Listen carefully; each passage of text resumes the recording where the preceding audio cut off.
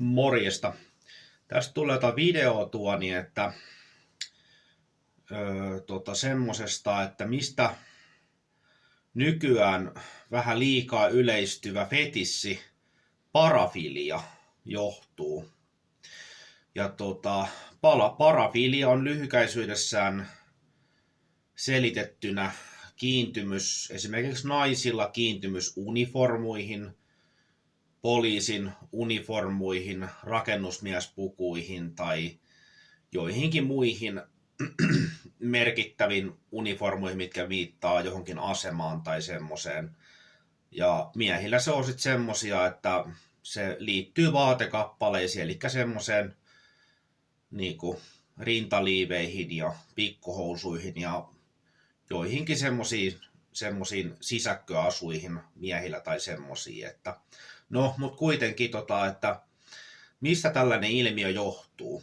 No se on ensinnäkin se, että aina on sitä pohdittu, että joka kylässä on semmoinen oma parafiilis, mikä varastelee pikkuhousui narulta. Silloin ennen vanhaa kuivattiin, niin kuin varsinkin maalaiskylässä oli semmoinen, että siellä oli aina se oma pikku tihurtoiden tekijäs, semmoinen parafiili, mikä varasteli rintaliivejä ja pikkuhousuja.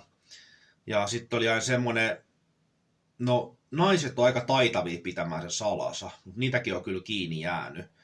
Ja mutta kuitenkin, että se johtuu siitä, että kun jokaisella on me ollaan käyty lapsena semmoinen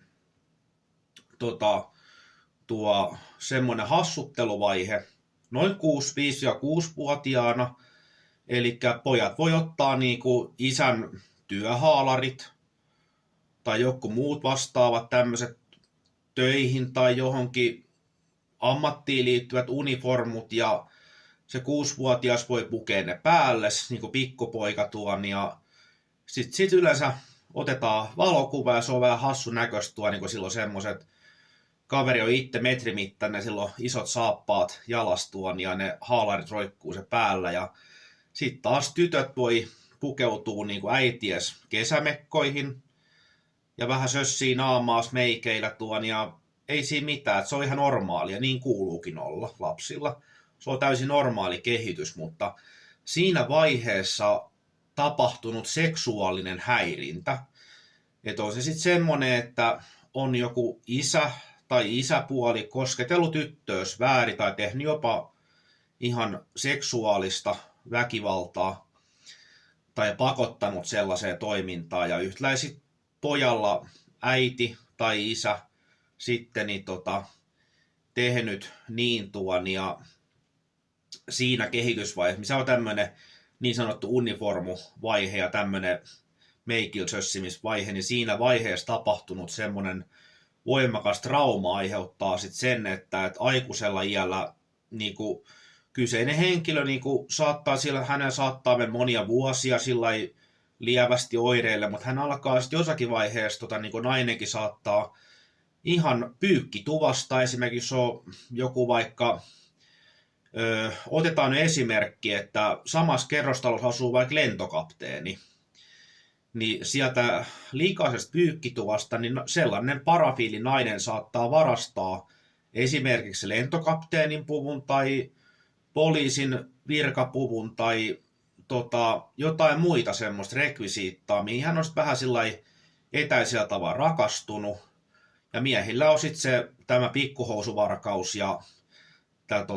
ja rintaliivivarkaus pyykkinaru. Se on niin kuin näin se asia se johtuu tämmöisestä ilmiöstä. Ja sitten taas niin kuin tytöillä on semmoinen, että ne saattaa myös samalla tavalla, että kun se likainen lentokapteenipuku, se, että siinä haisee vähän kölnivettä ja niin poispäin niin saattaa haistella sitä. Ja sitten taas tavallaan se uhri siinä, keneltä se on varastettu, niin se on tavallaan se sivuseikka. Sen takia se täytyy olla likainen se puku ihan ehdottomasti, koska se uhrin täytyy tavallaan menettää se merkitys siinä.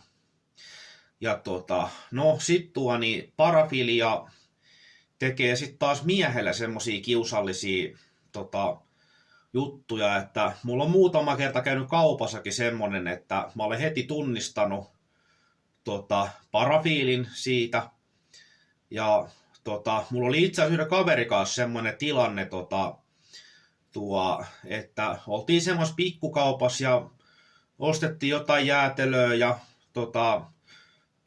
muutama siideri ja sitten siihen tuli semmoinen, mitä mä ajattelin, että hän voisi olla mahdollinen henkilö. Mä itse asiassa tiesinkin sen, että hän on semmoinen mielenterveyspiirissä. Mä tiesin hänen taustansa, mutta kuitenkin. Ja no mun kaveri heitti ne siiderit siihen kassaltuun ja tämä mies tuli sitten siihen, että mikäs tämmönen tölkki ja mitäs nyt pojat ostaa. Ja mä sitten sanoin sillä, ettei ilmäkään värähtänyt, niin mä sanoin sille naiselle, sille kassalle, että me ei sit otet näitä siidereitä. Ja mun kaveri vähän poltti siinä päreessä, että mitä vittua sä Joonas taas sekoilet. Ja mä sanoin, että ei mitään, että ostetaan nämä muut ja mennään tuohon seuraavaan kauppaan. Mä selitän autossa, mitä tapahtuu. No, niin mun kaveri oli ihan tulta ja tappuraa siinä niin se kysyi, että mitä sä oikein sekoilet. Ja mä sanoin, että tuo mies on parafiili. Hän tekee siis sellaista, että hän menee siinä pikkukaupan taakse, niin hän hieroo hikisin sukuelimiin, niin hän hieroo käsiään sitten ja hän koskettelee muiden ihmisten tuotteisiin siinä kassaliukuhihnalla. Ja sitten tavallaan kun se kassaneiti koskee siihen ja sen jälkeen me kosketaan siihen, niin hän saa sellaista seksuaalista mielihyvää sitten. Mutta tämmöistä ilmiöä on naisilla, joilla se rajoittuu enemmänkin siihen uniformfetissä. Ja monihan nainen kiihottuu poliiseista ja tällaisista lääkäreistä, kaikista sellaisista ja se on itse asiassa naisilla yleistynyt nyt sit aivan valtavasti tässä lähitulevaisuudessa. Tai siis niin kuin, varmaan lähitulevaisuudessa kyllä lisääntyy naisilla se, mutta se siinä on tämmöinen pelottava juttu taustalla, mitä on lapsuudessa tapahtunut. Ja se mua pakkaa vähän rasittamaan. Mutta tässä tuli tämmöinen tietopaketti. Ei mitään, hyvää kesäpäivää kaikille.